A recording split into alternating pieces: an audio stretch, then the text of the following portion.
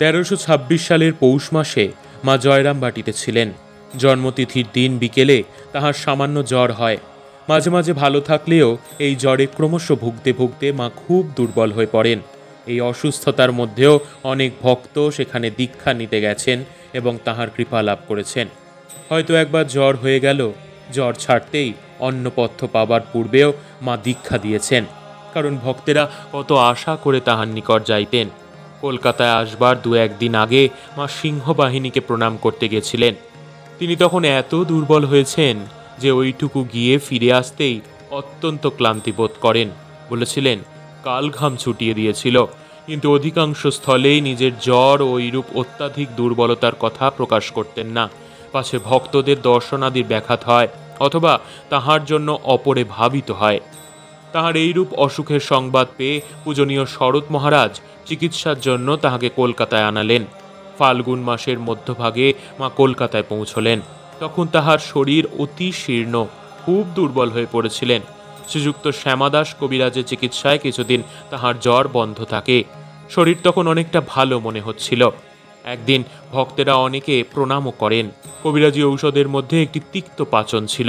সকালে মা তাহা খেতেন। খুব তিক্ত বলে অনেকক্ষণ ওই জন্য অস্বস্তি বোধ করতেন।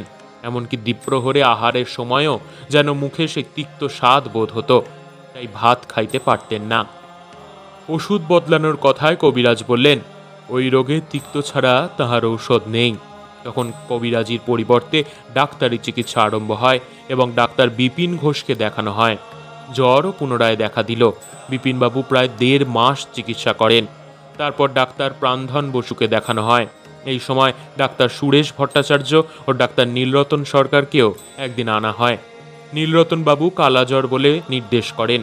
প্রাণধনবাবু খুব যত্নের সহিত চিকিৎসা করছিলেন। 2-3 দিন আসবার পর বললেন আমাকেও আপনাদের মায়ের একজন সেবক মনে করবেন।